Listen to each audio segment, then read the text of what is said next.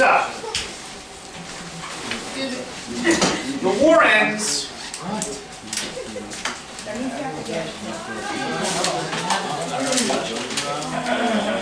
And the question is asked.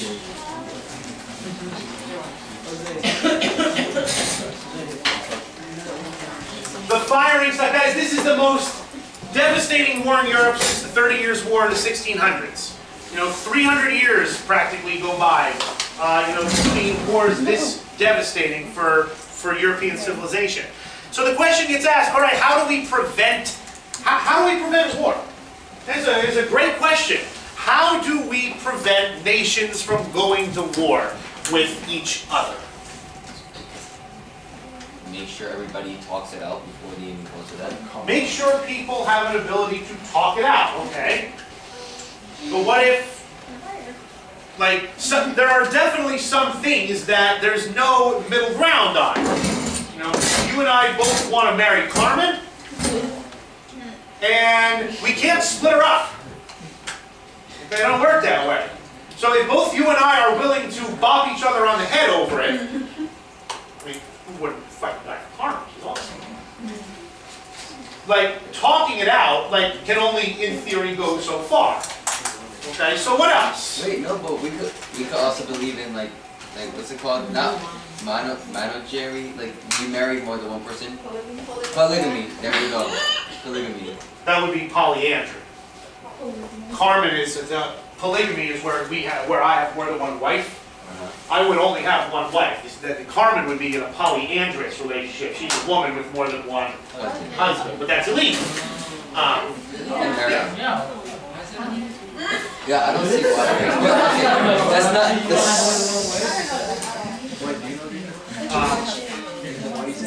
That's polygamy. That's a man with more than one wife. Polyandry is a woman with more than one husband. But is polygamy legal? No. They're not legally married. He's only legally married to one of his wives. The other three, they have had religious marriage. But this gets into the debate over what the definition of marriage is, doesn't it? That traditionally understood a marriage is one guy and one girl. Not two guys, not one guy and four girls, not four girls and one guy. So I don't see why not. The argument is that socially that combination is the best combination to raise up to the next generation. That's the argument. Let's do an experiment. What do you think we're doing as a society right now? Experimentation. Yes, we are. So the question is, how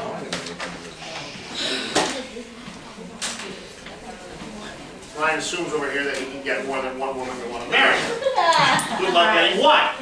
I'm just saying, that'd be cool. Yeah, real cool. What? Obviously from someone that's never been married.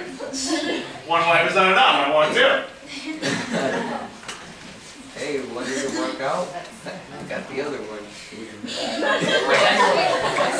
And therefore, no one will ever agree to marry Ryan in the first place.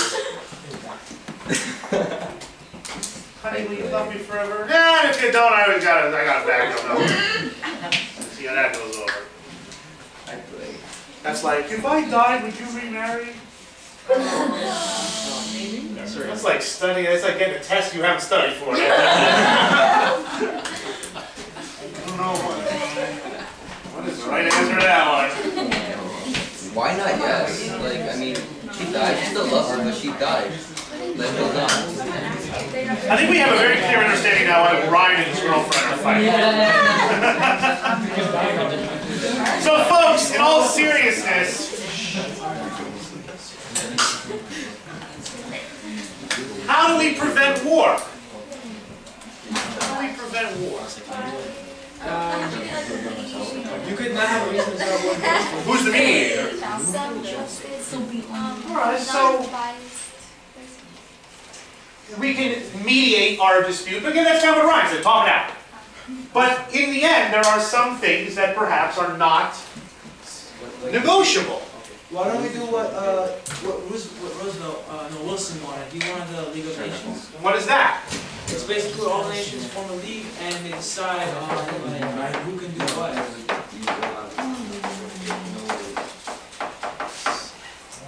Left is secure. Let me ask you a question. Let's get Gaston and John. Come on up here, Gaston and John. Come on up.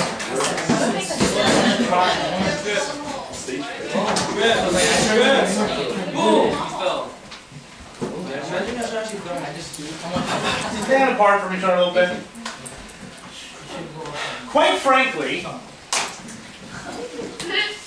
John, you're not. if it came down to a physical altercation between Gaston, if we just sat here and said, all right, we're all going to eat popcorn, and the two of them have just got to go at it to the death. He hides his pure anger, and they're like, come on. Yeah. I don't know. Looks pretty even. I don't think this is so obvious where we would look at it and say, oh, like, I mean, if we put Gaston and Karime up there and said fight to the death, or Gaston and Zanetti up there and said fight to the death, like, this to me looks fairly even. So let me ask, we're going somewhere with this, I promise. Why would one hesitate to attack the other? Because one might lose. They fear that they might lose. They think that if Gaston says, you know, if I start this fight, maybe I win, maybe I don't. And if Gaston is rational, and we're going to assume he is rational, we're going to assume he's rational, which he seems to be, Gaston will not start this fight because he is not certain that he can win the fight. So now, if these are two rational people, as we again are assuming they are, what will they do? Peace. No, they don't like each other. Compromise. They don't like each other. What is a more likely, rational, reasonable thing for John and Gaston to do? Together. I'll get out. Wait, stop. Gaston has got himself a buddy. Now stop. If we stopped our little scenario here and said, all right, Gaston's side versus John's side, now who's going to win? Gaston's side, because it's 2-on-1. What is John going to reasonably do? Grab somebody up here. I'll go.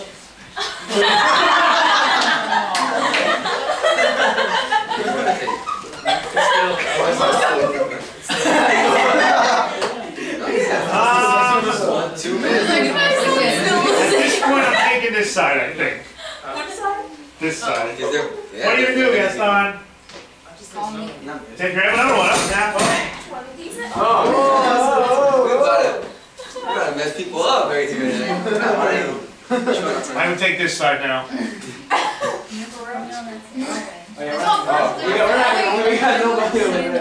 Jose, if Mario goes up there, you come with us. All right, I think we understand the point. The point is, thank you guys. You guys can sit down. We're going to use it again later.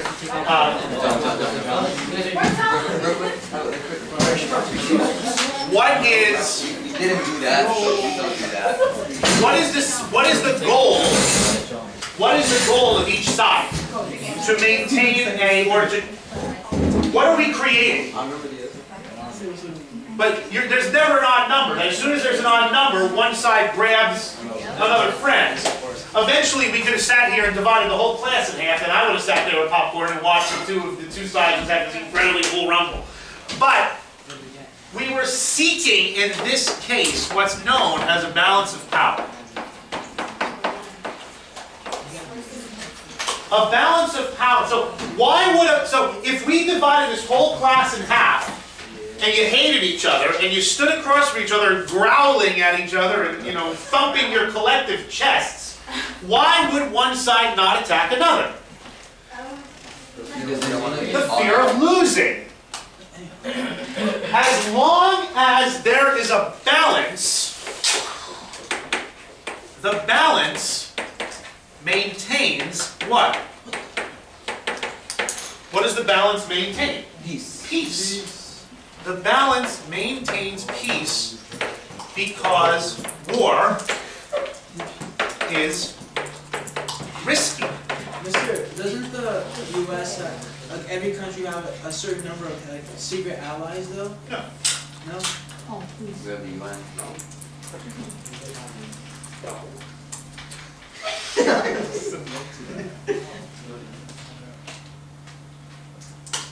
This is what the situation in Europe was for the 100 years between Napoleon and World War I. And for 100 years it basically worked. That one side would not attack the other side because they thought they might lose. Balance of power, though, obviously broke down. Because of Germany. And because of Germany's growing strength. And therefore, World War I happened. So after World War I, a traditional balance of power arrangement was out. And what a lot of people, including Woodrow Wilson, wanted was a regime of what's known as collective security. So what's the word collective mean? There you go. Together, very good. That collective means grouped, together. In a regime of collective security, imagine for a moment that again we have John and Gaston. John decides Gaston, stole my girlfriend, and Gaston is going to just randomly walk up to Gaston one day and clock him in the face. A regime of collective security, if it was in this classroom, would mean what? What would we all do in that situation? We'd all break it up, in a way. By doing what? By tackling both guys down. Not both guys. Oh, John. The guy who started doing it. The guy that started it. Collective security means that Karime and Carla and Paula and Melissa and Paula and Ariel and Sebastian and Kiani and Carmen and everyone, as soon as John is the aggressor, we all join Gaston's side in the fight and beat the ever-loving tar out of John. Why, in theory, will John, in a regime of collective security, will John attack Gaston? No. Why not? Because he's too afraid of getting the ass kicked. Oh, yeah. Yeah, but by whom? By everyone. By everyone. John, if there's truly and honestly a regime of collective security, and John looks at the situation and says, I'm going to attack Gaston, if he knows that all 18 other people are going to attack him, he's not going to do it. Collective security, war on one means war on all. All for one for all. That John's attack on Gaston brings in everybody else. And look, honestly, if we said to John, a class of kindergarteners eventually could pin John to the ground. He'll take some of them with him, probably. But if I told 25 kindergarteners to tackle John, they would. Eventually, John's going to get tired. Eventually, they're going to be all around him, pulling him down, kicking his shins, pulling his head. Eventually, John is going to get exhausted, and he's going to be laying there underneath a pile of 25 5-year-olds.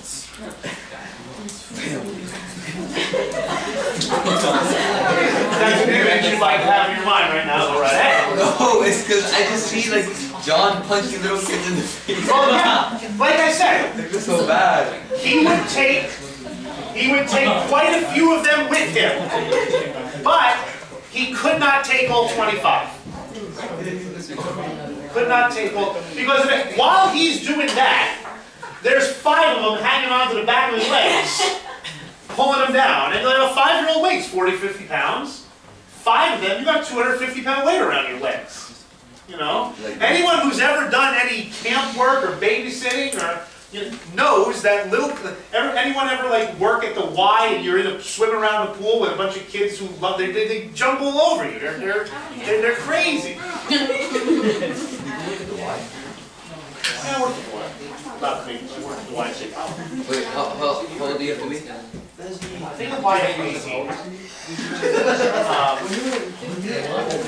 But my point is that the mass of countries that are coming to defend Gaston prevent John from attacking him in the first place, because it's not worth it.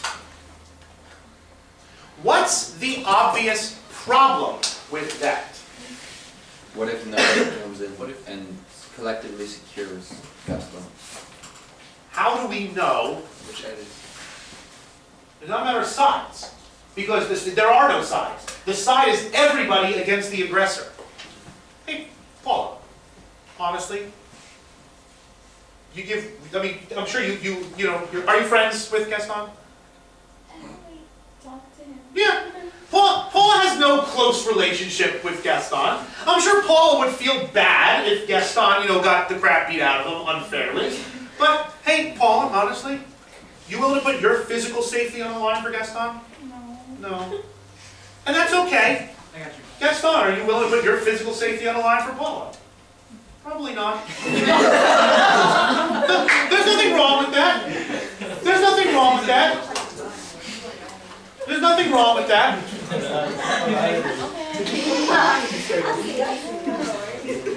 Now, that doesn't make Paula and Gaston bad people or cowardly people. I'm sure that if we ask, well, hey, Paula, I guarantee you that there are people in Paula's life that she is willing to put her physical safety on the line for. And I'm sure that there are people in Gaston's life that he is willing to put his physical safety on the line for. But they're not friends enough to sacrifice. Paula's like, I'm not going to get mine. What if Paula is one of the ones that John takes out? And Paula says, now, what if? So that's a possible problem. That why should Paula die for Gaston? Because John's an ass. Is that enough of a reason? It's usually, for us, not enough of a reason. John's an ass. Yeah, John is an ass, but guess what? He's an ass that didn't bother me, so I'm good. The other problem could be, what if John kind of comes up to Paul and whispers in her ear and says, hey, if you don't jump in, you can take half of whatever it is that Gaston has that I want. Collective security, look. Attention students going over to Halsey Leadership Academy with Mr. Sugar. Can you please come down? The bus is about to leave. Students that are going over to Halsey Leadership Academy, can you please come down to the main office, please? Collective security, like so much about Woodrow Wilson, is a glorious, beautiful ideal that has not the world's greatest relationship to reality. It sounds great in a lot of ways, but if Libya attacks Algeria, how many of you are willing to go join an army and fight in that war? Or no. It's a tough call. There are some things that Paula would be willing to fight for, but Gaston's not one of them. But Wilson believes in this. In his heart of hearts. He is, in so many ways, an idealist. He believes in this ideal. And it's a great ideal. Wilson has a whole list of ideals. He calls them the 14 points. The 14 points is Wilson's plan to end war forever. Not this war. End war for all time. And he believes this. Wilson said it's progressivism defined. If you being the world now, just do what I say, these 14 things, we will never have war again. Wilson brings the United States into war, not just to defeat Germany, but Wilson says this is a war to end war. That once this one is over, there's not going to be any more. Why? Because I have a plan. My plan is called 14 points. When Germany surrenders, it surrenders on the basis of Wilson's 14 points. Germany says, we'll stop fighting because Wilson's going to be really, really nice to us. It's not going to be a harsh peace treaty in this war that we lost. And Wilson has a lot of, and the French premier kind of looked at Wilson's 14 points and said, the good Lord only had 10. You get the joke. What are some of those points? What are some of Wilson's ideals that he wants to bring to this peace? Hey, because, no, we'll get there in a second. Number one, freedom of the seas.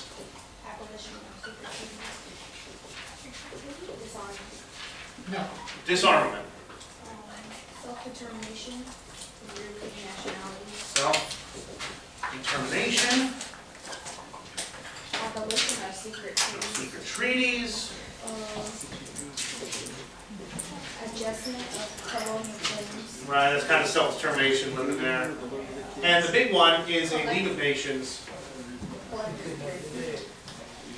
to provide collective security.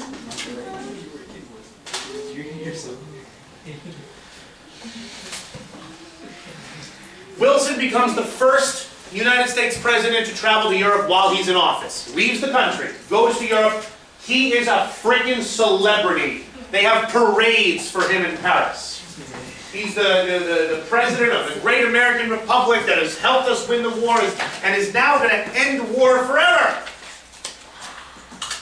Yay! Wilson sits down with his counterparts at the peace conference. And basically, his two counterparts, the British and the French, look at Wilson and say, you are a moronic idealist.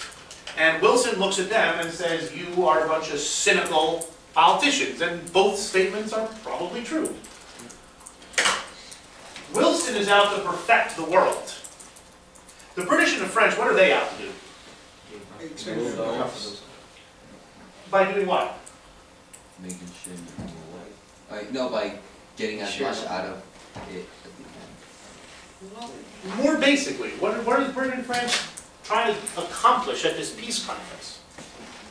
Stop Germany and get bigger empires. No, they're going to get bigger empires. That's not their goal. Their goal is much more fundamental than that. Make Germany punish it. Punish Germany, but to what end? To the point where they can't recover. Yeah, we don't want to do this again. It's hard for us to imagine the scale of the devastation in France physically and its population, and in England with its population. If you go to these democratic countries whose governments, with the people's permission, went into this war, and it's 100 years ago, so we don't see it as real anymore. We see it as history. But an entire generation of Frenchmen and an entire generation of Englishmen were fed into the meat grinder and died in the mud of Flanders. 15% of France was occupied and destroyed. You go to any English town in the entire country, in the middle of town is a war memorial, World War I memorial, and on it. Can I please have I'm not sure if this is a faculty or a student, can you please come down to the main office? I have a white Ford pickup with the license plate of G40BHJ. Again, it's a white Ford pickup, license plate G40BHJ. Can you please come down to the office, please? Go to any English village in England, and at the center of town is a war memorial. On it, students that are going over to Halsey Leadership Academy for the dance rehearsal, the bus is leaving. Can you please come down now? The bus is leaving. with just lists of hundreds of names of these 18, 19, 20, 21, 22-year-old kids that were, killed in the mud.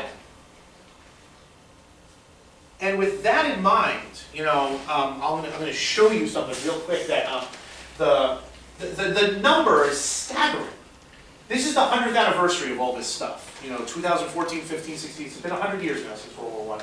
But last spring, the British government, the poppy, the little red flower, became kind of the symbol of the dead in World War I. And so what some artist did was he made a single ceramic poppy for every British Empire soldier that was killed in World War I, and they put them outside the Tower of London. And if you hit the light, I think I have the lights over here. I just want to show you this picture.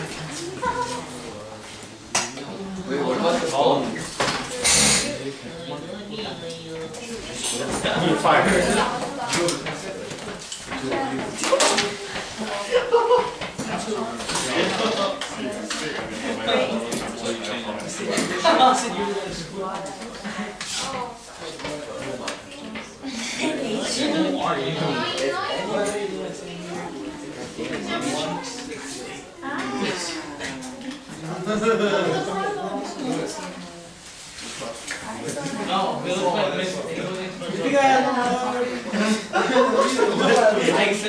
He's white.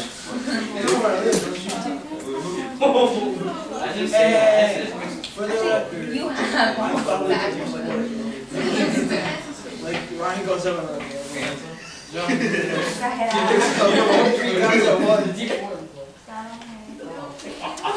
the hell are you laughing at?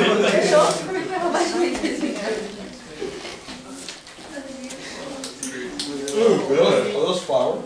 Those are ceramic poppies, this big each.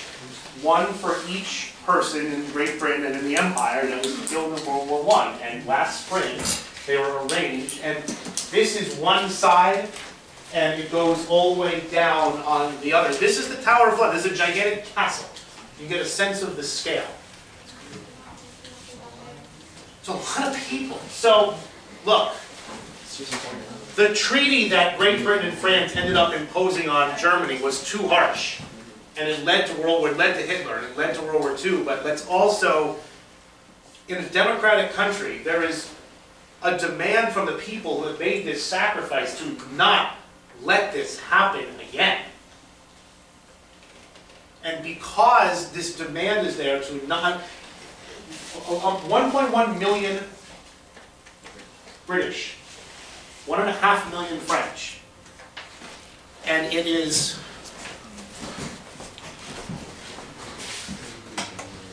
the leaders of the country themselves.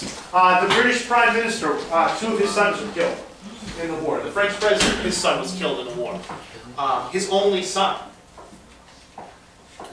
So there is this deep social demand to punish Germany, who's blamed for it, and to not permit this catastrophe to happen again. And it's so easy to look at the years before World War II and say, and there are so many times which just a little bit of resolve by Britain and France could have stopped Hitler easy. World War II is the easiest war in history to prevent. And it's not prevented. It's not prevented because the British and the French are terrified of this again. And we have to understand. When we next week, I'll play for you the clip of the British Prime Minister declaring that his country was at war with Germany again, and the sadness in Chamberlain's voice. The King's No, speech. yeah, his Chamberlain, not the King's speech, the Prime Minister, with the big collar. I think that was a king. The King was the one with the speech impediment, yeah. But the speech that Prime Minister Chamberlain gives is dripping with this sadness, because he had a son killed in the war also. Wait, what about Churchill? He comes in during the war? Churchill was an important person. He was the first Lord of the Admiralty, and then he kind of lost his job because a mission he wanted went south, and then Churchill kind of went to the front, was in the trenches, was a commander in the trenches. Churchill is one of the only people in England, saying, yo, we have to stop this Hitler guy. It might be, it's worth it. Like, we have to stop it. And everyone ignored him. They thought he was a warmonger. They thought he was, a person who loved war. And they ignored him for 10 years while Hitler grew powerful, and by the time they listened to him, it was too late, and they had to do it again.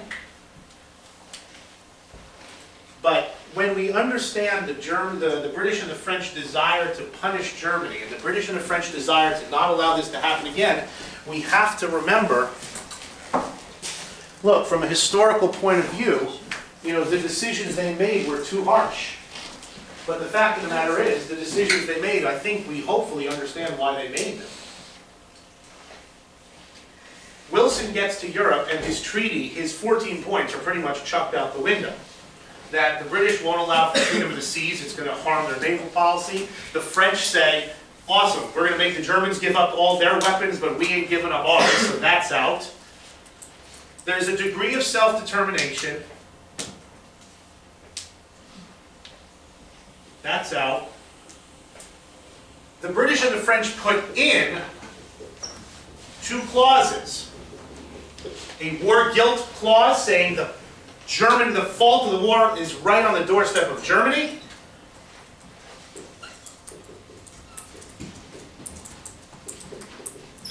And a demand for reparations. A demand that Germany pay for the war. That stuff gets put in the treaty. Wilson gives up all of his stuff. Wilson accepts the war guilt clause and the reparations clause, all to defend and keep his baby, his league. He's a believer in collective security. He gives up everything to create a League of Nations. A League of Nations where all the nations of the world can get together and talk out their differences, and a League of Nations where collective security is the rule that if one country is attacked, all the other countries of the world will leap to its defense. And in so doing, eliminate war forever. But didn't the U.S. not join the Yes. Wilson comes home with treaty in hand. He comes back from Europe in 1919. He's over there for about 5 months. Wilson comes back with his treaty. But the Constitution says that the Senate must approve treaties. And Wilson presents his treaty to the Senate, and the Senate says, nah. The Senate's got some issues with the treaty. There's 3 groups in the Senate.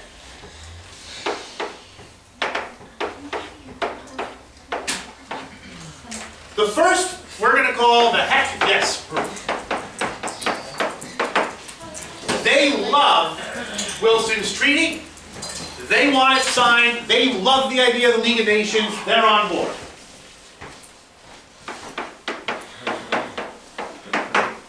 There's the hell no group in the Senate. They are called the irreconcilables. They cannot be reconciled to the treaty. Now, this is an interesting group. It's a combination of hardcore progressives and hardcore conservatives. The hardcore progressives don't like the treaty because it doesn't eliminate everybody's weapons. Kind of the hardcore leftist progressives say the only way to have peace is if everybody gets rid of all their tanks and guns and troops and bombs and ships and planes. And this treaty doesn't do that, so therefore we're not signing on to it. The other side is kind of your hardcore conservatives who say we never should have gotten involved in this war in the first place, Europe is stupid, Europe is bad, and we should have stayed in America and not gone off on any silly... Can I please have the faculty member, if it should be a student that is parked in the back parking lot with the white Ford pickup, can you please come down to the main office, please?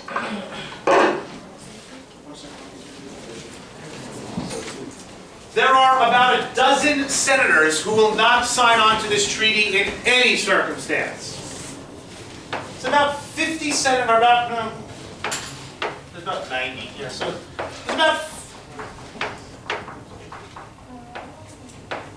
there's about 40 senators that are heck yes senators. There's about 12 senators that are hell no senators, and the remainder are called reservationists.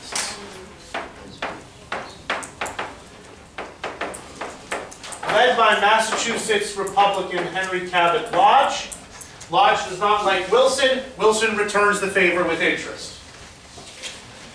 Their argument is we have reservations with the treaty. Meaning, in general we like it, but we need to see some changes before we sign on to it.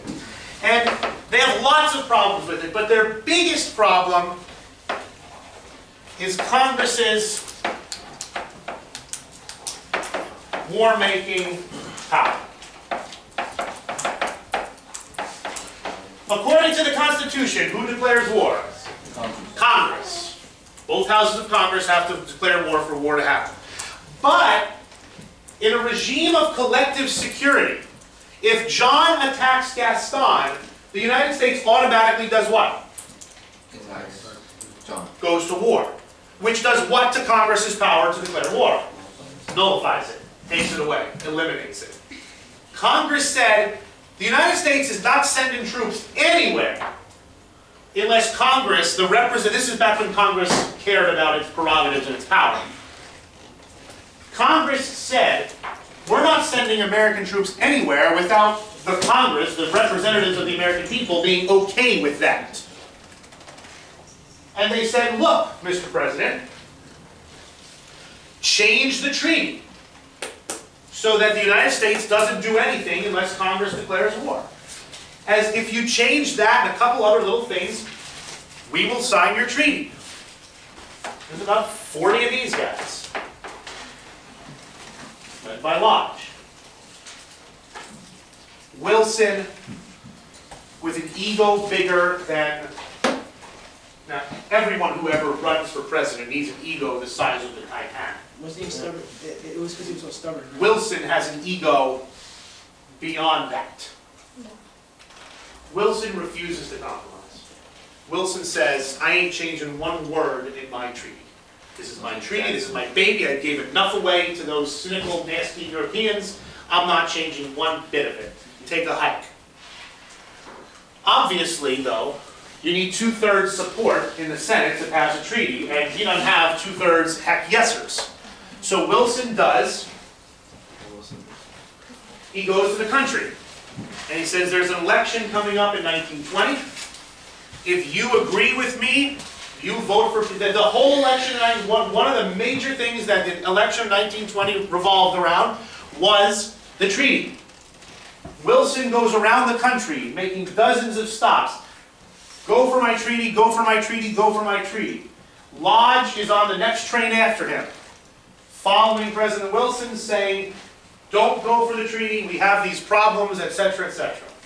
They don't like each other. Wilson is too stubborn to sit down and compromise. In the middle of this trip, outside, in the country, trying to bring people over to his point of view, Wilson suffers a devastating stroke and is pretty much incapacitated for about 6 months. They keep the news hush-hush. No one knows how ill he is. His wife is pretty much running the country. The vice president isn't told, Congress isn't told, the press isn't told. They're told the president's not feeling well. He goes disappears into the White House. There's a very small handful of people that are allowed to see him.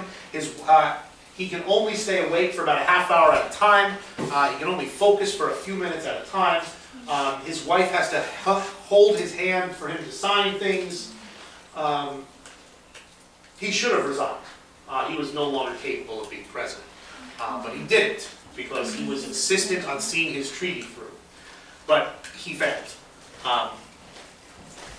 He orders his heck yes people put the treaty up for a vote. So the heck yes people put it up for a vote. Of course, they don't get 2/3 votes.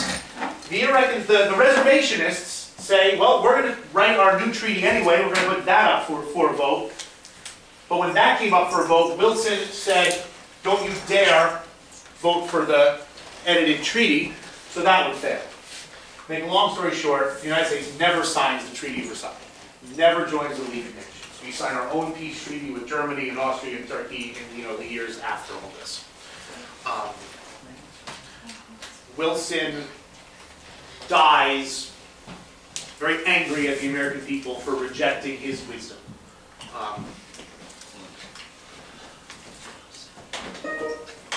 Thematically, we should see in this that same dichotomy that we saw earlier. Interventionists versus isolationists, versus people who kind of want to chart this middle ground, these reservations. That if you're asked, tell the story of American foreign policy, from 1898 to 1960, we should be able to thematically track that, as opposed to just tell kind of episode stories. And what I mean by that is say, I'm going to describe, interventionism in American foreign policy. There was, in the Spanish-American War, interventionism, and then people wanted to join World War I, and they wanted to join, the League of Nations, and then they support. So we should be able to track these things not just episodally, but also we should be able to track them thematically. You might get a question that says, describe, American isolationists from 1898 to 1964. And then you say, okay, I see that same thing kind of tracking along. That Spanish-American War, we got it. World War I, we got it. Treaty of Versailles, we got it. Those are the type of things that the questions are going to be like. They're not going to be episodes. They're going to be themes.